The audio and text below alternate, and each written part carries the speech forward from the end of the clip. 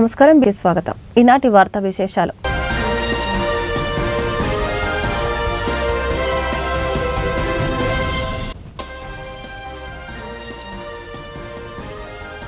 CM Chandrababu సొంత ఇంటి నిర్మాణం, నేడు భూమి పూజ చేసిన వైనం, హాజరైన చంద్రబాబు కుటుంబ సభ్యులు.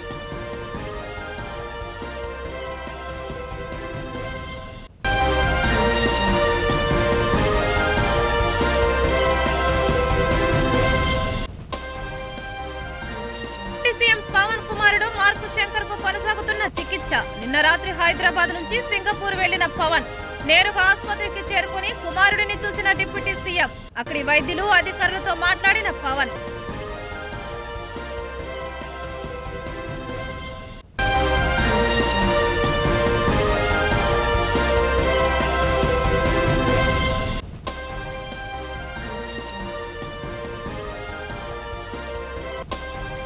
భవన్లోని పౌర సరఫరాల శాఖ దుకాణంలో మంత్రి నాదెండ్ల ఆకస్మిక తనిఖీ. బియ్యం నాణ్యతను పరిశీలించిన మంత్రి నాదెండ్ల.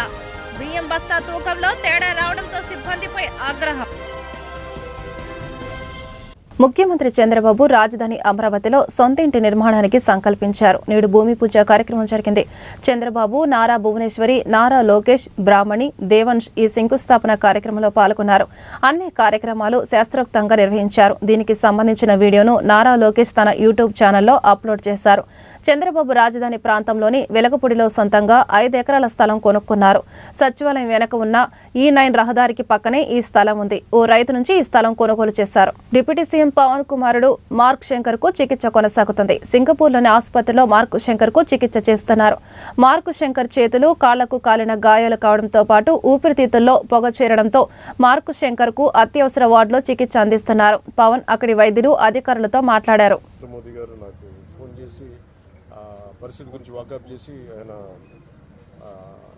అక్కడ సింగపూర్ మనకి ఇండియన్ హై కమిషనర్ కూడా తెలియజేసినందుకు మనస్ఫూర్తిగా ప్రధానమంత్రి నరేంద్ర మోదీ గారికి నా హృదయపూర్వక ధన్యవాదాలు తెలుపుకుంటా ఉన్నాను. అలాగే మీటింగ్లో ఉండగానే నారా చంద్రబాబు నాయుడు గారు, గౌరవ ముఖ్యమంత్రి నారా చంద్రబాబు నాయుడు గారికి ఫోన్ చేసి కూడా వాకప్ చేశారు. వారికి కూడా నా కృతజ్ఞతలు తెలియజేస్తాను. అలాగే నారా లోకేష్ గారికి కూడా ప్రత్యేకించి ఫోన్ చేసి అడిగారు. అలాగే హోంమంత్రి అనిత్ గారు కూడా అడిగారు. అలాగే కేటీఆర్ గారికి కూడా నా ప్రత్యేకమైన ధన్యవాదాలు తెలియజేసుకుంటున్నాను. అలాగే ఆంధ్రప్రదేశ్ మాజీ ముఖ్యమంత్రి శ్రీ జగన్మోహన్ రెడ్డి గారికి కూడా నా ధన్యవాదాలు తెలియజేస్తాను. తమిళనాడు మాజీ ముఖ్యమంత్రి శ్రీ ఎడప్పాడి పళనిస్వామి గారికి, కేంద్ర మంత్రులు కిషన్ రెడ్డి గారికి, బండి సంజయ్ గారికి, ఆంధ్రప్రదేశ్ ఉపసభాపతి రఘురామకృష్ణరాజు గారికి, రాష్ట్ర మంత్రులు అచ్చెన్నాయుడు గారు, నాదెండ్ల మనోహర్ గారు, దుర్గేష్ గారు, బీజేపీ ఓబీసీ మోర్చా అధ్యక్షులు డాక్టర్ కె లక్ష్మణ్ గారు, BRS working president Shri KTR గారు, అలాగే మిగతా ఎంపీలు, ఎమ్మెల్సీలు హరీష్ రావు గారికి, అలాగే ఆంధ్రప్రదేశ్ గవర్నర్ జస్టిస్ అబ్దుల్ నజీర్ గారికి, తెలంగాణ రాష్ట్ర ముఖ్యమంత్రి గౌరవ ముఖ్యమంత్రి రేవంత్ రెడ్డి గారికి, పౌర విమానయాన శాఖ మంత్రి శ్రీ రామ్మోహన్ నాయుడు గారు, ప్రతి ఒక్కరికి పేరు పేరున ధన్యవాదాలు. అలాగే నా తోటి నటినట్లందరూ కూడా మనస్ఫూర్తిగా ఈ సందర్భంలో నాకు వారి వాళ్ళ సందేశాన్ని నాకు తెలియజేశారు. వాళ్ళ గుడ్ విషెస్ చెప్పారు. మనస్ఫూర్తి వారందరికీ పేరు పేరున నా ధన్యవాదాలు తెలియకూడదు. అలాగే నా ట్విట్టర్ అకౌంట్ ద్వారా, పార్టీ ట్విట్టర్ అకౌంట్ ద్వారా అందరికీ తెలియజేస్తాను. మీ అందరికి కూడా ప్రతి ఒక్కరు, అలాగే జనసేన నాయకులు, కార్యకర్తలు చాలామంది పూజా కార్యక్రమాలు నిర్వహించి త్వరగా కోలుకోవాలని చేశారు. వారికి కూడా ప్రత్యేకించి ధన్యవాదాలు. బట్ అన్ఫార్చునేట్ ఏంటంటే ఈరోజు నా పెద్ద కొడుకు అకిరా పుట్టినరోజు. అదే రోజున రెండో కొడుకు ఏదైనా జరగటం కొంత అన్ఫార్చునేట్ కోఇన్సిడెన్స్ అనిపించింది. But strange. బట్ ఎక్కడ ప్రోగ్రామ్స్ ఆపలేదు, మేము చేసుకుంటూ వెళ్ళిపోయాం. కానీ మేబీ ఈరోజు సాయంత్రం నేను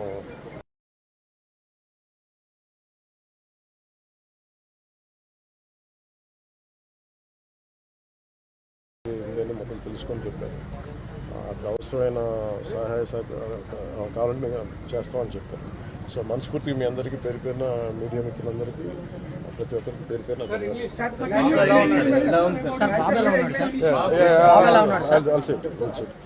Now he is going through bronchoscopy, sir. He will be in general anesthesia.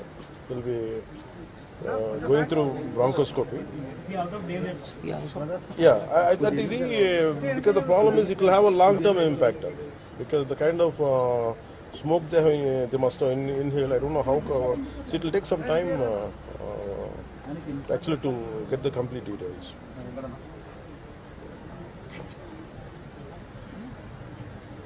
So I would like to convey to national media my wholehearted gratitude and heartfelt namaskars to the Honorable Prime Minister Sri Narendra Modi ji for giving me a call and assuring me that everything is going to be all right. And he gave a great support through Indian High Commission in Singapore. In a tragic incident which happened today, my son is being a part of it. And they were supposed to attend a summer camp with 30 students, and it resulted in some fire accident. And I was doing a particular under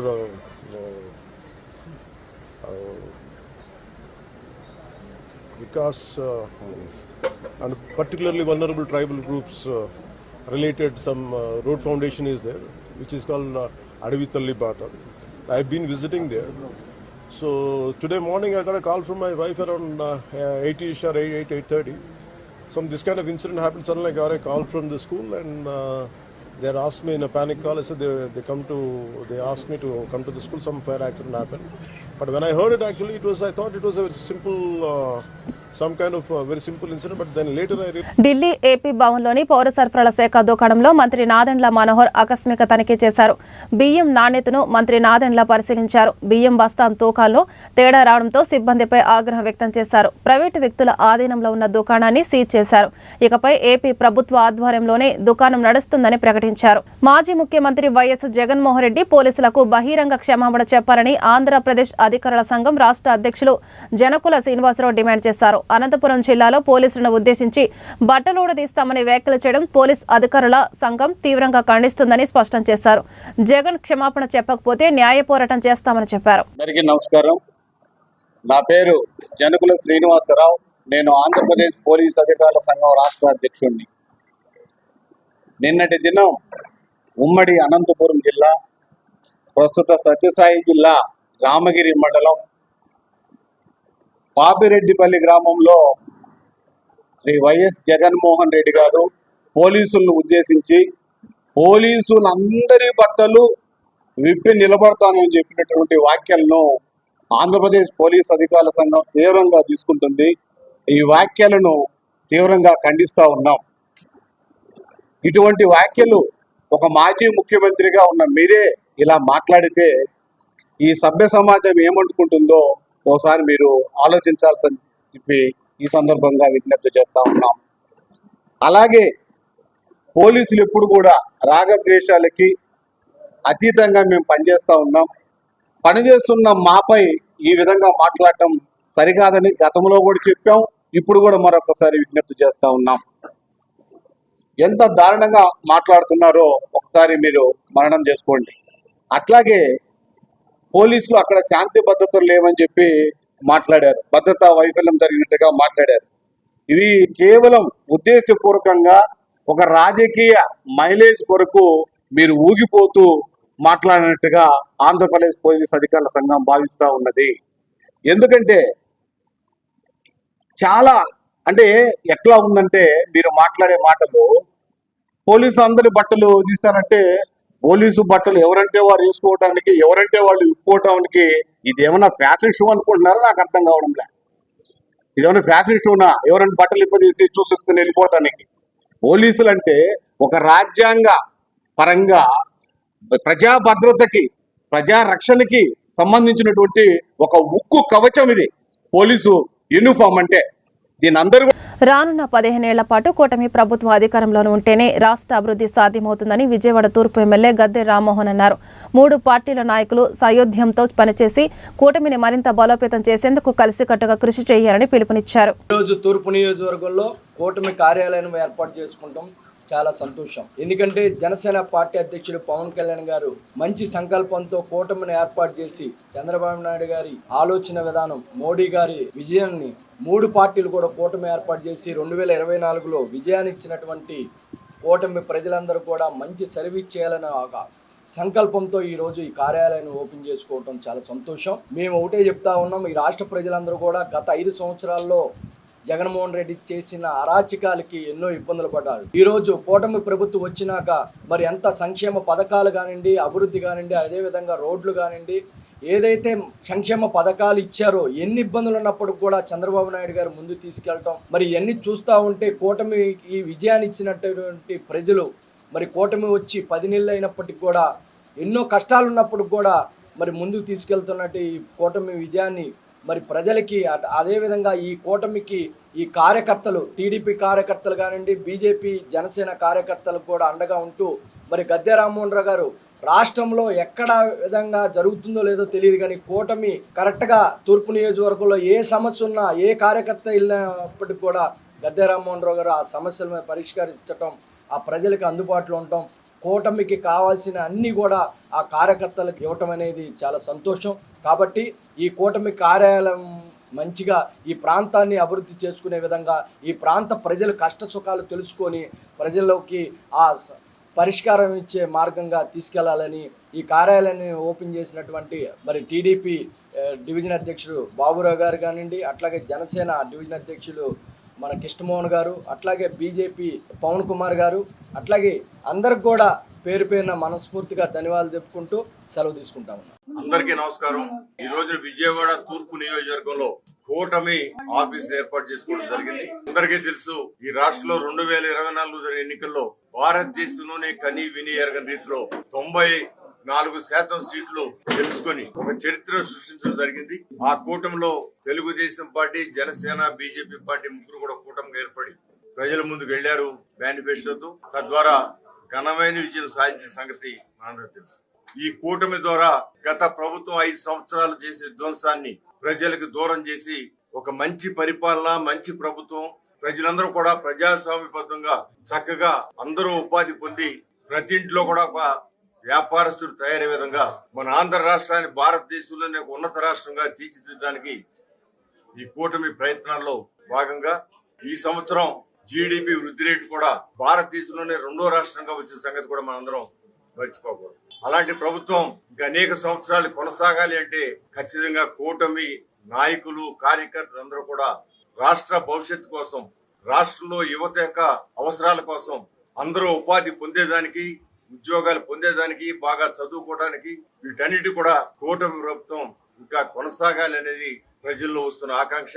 ఇవాళ పవన్ కళ్యాణ్ గారు కానీ, నారా చంద్రబాబు నాయుడు గారు కానీ, అదేవిధంగా మోడీ గారు కానీ అందరూ కూడా ఈ కూటమి వర్ధిల్లాలి, ఆ కూటమి ద్వారా ప్రజలు వర్ధిల్లాలి, రాష్ట్రం బాగుపడాలి, రాష్ట్రంలో ఉన్న ప్రజల అవసరాలు అన్ని కూడా సమకూరాలనే కాన్సెప్ట్ ముందుకెళ్ళడం జరుగుతోంది. పవన్ కళ్యాణ్ గారు కూడా అనేక సందర్భాలు చెప్పారు. 15 సంవత్సరాలు ప్రజలు అవకాశం ఇవ్వాలి కూటమికి, తద్వారా ఆంధ్ర రాష్ట్రాన్ని అగ్ర రాష్ట్రంగా తీర్చిదిద్దుతాం. నారా చంద్రబాబు నాయుడు గారు కూడా చెబుతాను, అనేకమైన 2047 ప్రణాళిక కానివ్వండి, లేదా P4 కానివ్వండి, ఇవన్నీ కూడా ప్రజల ముందు ప్రజలకే ఈ ప్రభుత్వం అనే కాన్సెప్ట్ తీసుకురాట. ఏ కార్యక్రమం చేసినా అది ప్రజల అవసరాలకు చేసే కార్యక్రమే తప్ప రాజకీయ పార్టీలకు లేకపోతే కొందరికో కాదు. ప్రజలందరూ బాగుండాలనే కాన్సెప్ట్ ఈ కూటమి ముందుకు వెళ్తా ఉంది. దానికి ఈ కూటమి పార్టీలు బలోపేతం చేసుకోవడానికి, కార్యకర్తలందరూ కూడా కలిసిమెలిసి పనిచేయడానికి, నాయకుల మధ్య సయోధ్య సమన్వయం చేయడానికి ప్రతి ఒక్క చోట కూడా కూటమి పార్టీ ఆఫీస్ కూడా ఏర్పాటు చేసుకోవడం జరుగుతోంది.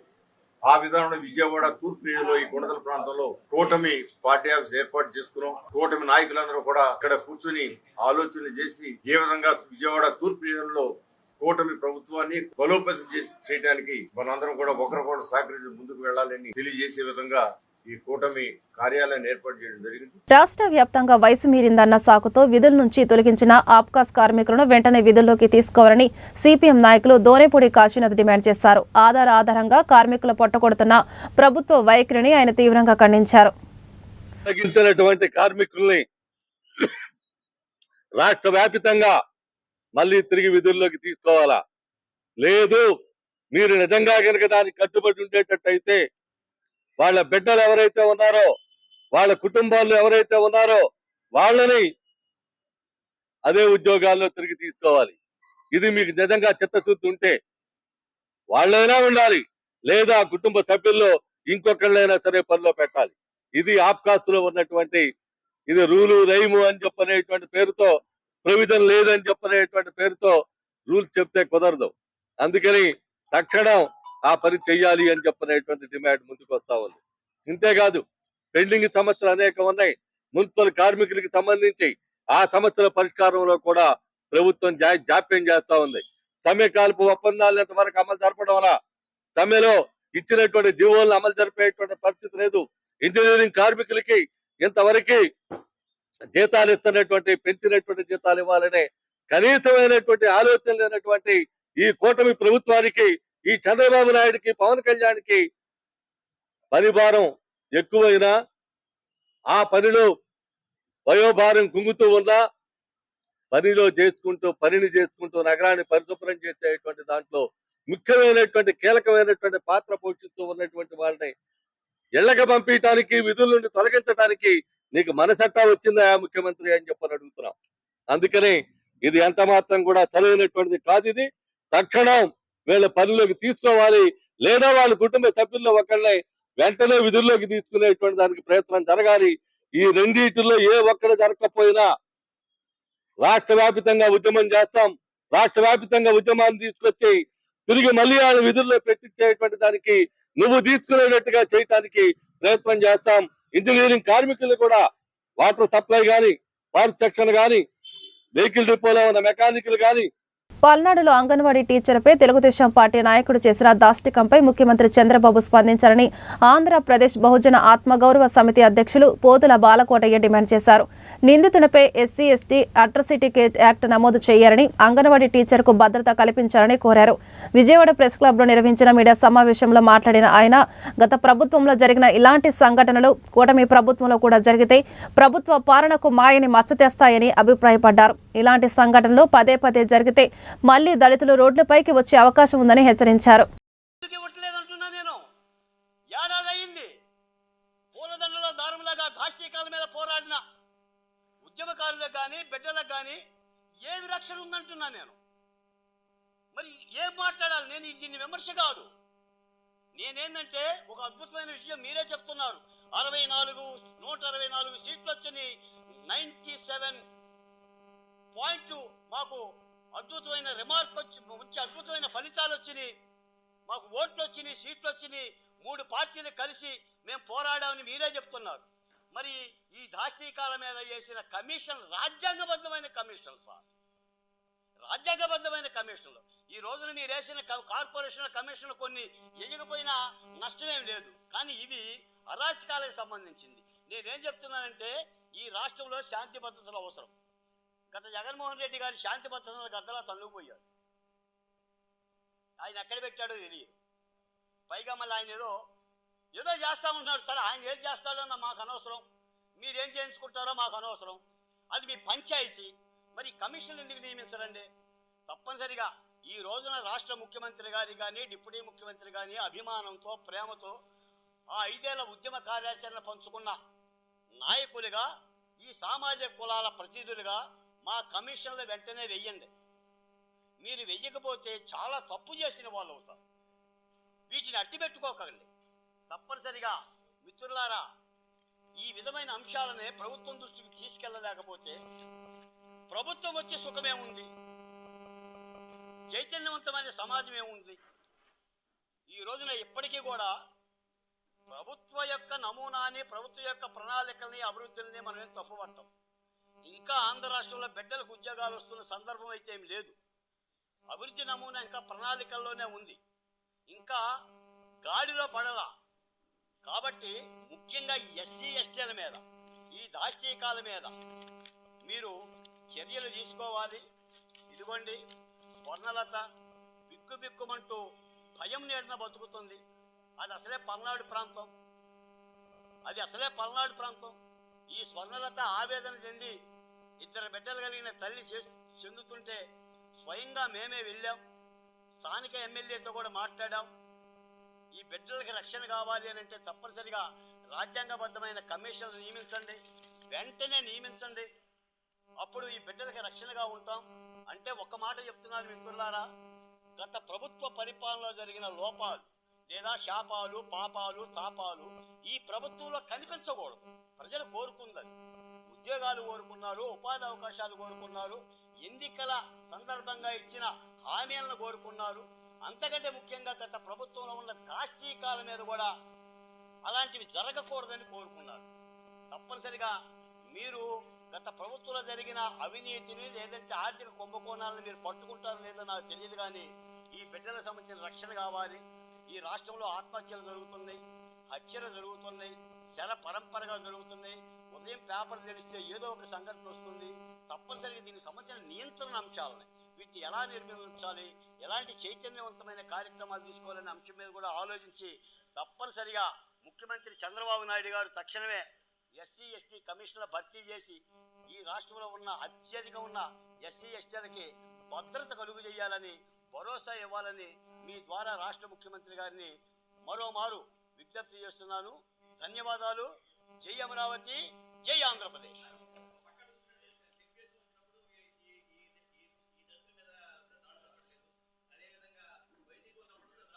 పేదల కోసం భారత్తో లౌకిక రాజ్య రక్షణ కోసం అనేక పోరాటాలు చేసిన కమ్యూనిస్టు తొలితరం నాయకులు చండ్ర రాజేశ్వరరావు అని సిపి రాష్ట్ర కార్యదర్శి రామకృష్ణ కొనియాడారు.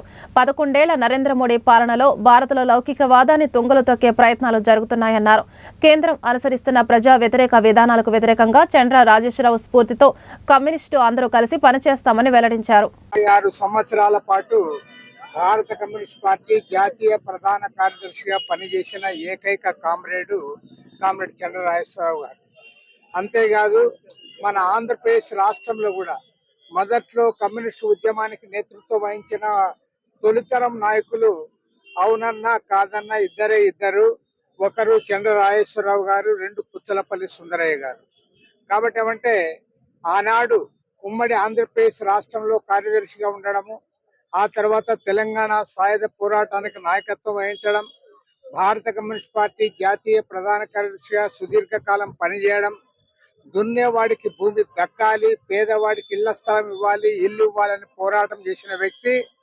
ఒక్క మాటలో చెప్పాలంటే ల్యాండ్ టు ది టిల్లర్, దున్నేవాడికి భూమి ఇవ్వాలనే ఒక అజెండాను జాతీయ అజెండాలో తీసుకురావడంలో ప్రధాన పాత్ర పోషించిన వ్యక్తి చండ్ర రాజేశ్వరరావు గారు. అదేవిధంగా భారతదేశంలో అన్ని కులాలు మతాలు లౌకిక రాజ్యాంగం ఉండాలి, అంబేద్కర్ రచించిన రాజ్యాంగంలో లౌకికవాదాన్ని ప్రజాస్వామ్యాన్ని కాపాడుకోవాలని అందుకోసం అహర్నిశలు కృషి చేసిన నాయకుడు చండ్ర రాజేశ్వరరావు గారు. ఇవాళ చండ్ర రాజేశ్వరరావు గారు మన మధ్య లేకపోయినా ఆయన ఆశయాలను కొనసాగించడానికి భారత కమ్యూనిస్ట్ పార్టీగా మేమందరం కూడా ముందుకు సాగుతాం. ప్రత్యేకించి కేంద్రంలో నరేంద్ర మోడీ ప్రభుత్వం అధికారంలోకి వచ్చిన ఈ 11 సంవత్సరాల కాలంలో అంబేద్కర్ రచించిన రాజ్యాంగాన్ని తుంగలో తొక్కడానికి, లౌకికవాదాన్ని మట్టు పెట్టడానికి తీవ్రంగా ప్రయత్నం జరుగుతూ ఉంది. అందులో భాగంగానే ఇటీవల వక్ఫ్ సవరణ బిల్లును కూడా తీసుకొచ్చారు. రాబోయే రోజుల్లో క్రైస్తవుల యొక్క ఆస్తులను కూడా వారు ఆక్రమించుకోవడానికి ప్రయత్నం చేశారు. క్రైస్తవుల ఆలయ భూములపైన, ఆస్తులపైన, అదేవిధంగా దేవాలయాల భూములపైన, వక్ఫ్ భూములపైన టోటల్ గా భారతీయ జనతా పార్టీ తన పెత్తనాన్ని కొనసాగించడానికి సవరణ చట్టాన్ని కూడా తెచ్చారు, దాన్ని ఆమోదించారు. దాన్ని సుప్రీంకోర్టులో కూడా మేము సవాలు చేస్తా ఉన్నాం. ఏది ఏమైనా సరే ఇవాళ అంబేద్కర్ రచించిన రాజ్యాంగాన్ని కాపాడుకోవడానికి, లౌకికవాదాన్ని ప్రజాస్వామ్యాన్ని పరిరక్షించడానికి చండ్ర రాజేశ్వరరావు గారి 31వ వర్ధంతి సందర్భంగా మేమందరం కూడా ప్రతిజ్ఞ ఉన్నాం. రాబోయే రోజుల్లో ఈ దేశవ్యాప్తంగా ఉన్న లౌకిక ప్రజాతంత్ర శక్తులందరూ కూడా కలుపుకొని కమ్యూనిస్టులు అందరం కూడా సమైక్యంగా ముందుకు సాగుతామని, అదే ఆయనకు అర్పించే ఘనమైన నివాళిని చండ్ర రాజేశ్వరరావు గారి 31వ వర్ధంతి సందర్భంగా భారత కమ్యూనిస్ట్ పార్టీ తరఫున ఘనంగా నివాళులు అర్పిస్తూ సెలవు తీసుకుంటాం.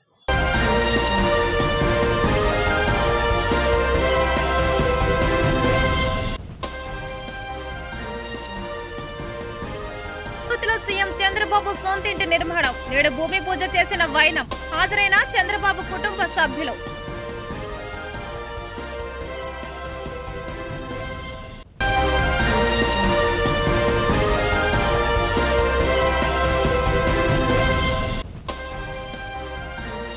సీఎం పవన్ కుమారుడు మార్కు శంకర్ కు కొనసాగుతున్న చికిత్స. నిన్న రాత్రి హైదరాబాద్ నుంచి సింగపూర్ వెళ్లిన పవన్ నేరుగా ఆసుపత్రికి చేరుకుని కుమారుడిని చూసిన డిప్యూటీ సీఎం. అక్కడి వైద్యులు అధికారులతో మాట్లాడిన పవన్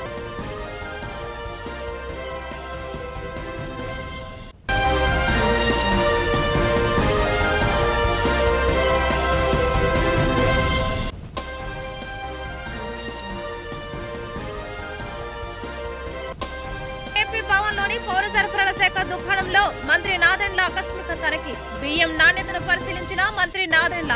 బియ్యం బస్తా తూకంలో తేడా రావడంతో సిబ్బందిపై ఆగ్రహం. ఈ వార్తలు ఇంతటితో సమాప్తం. నమస్కారం.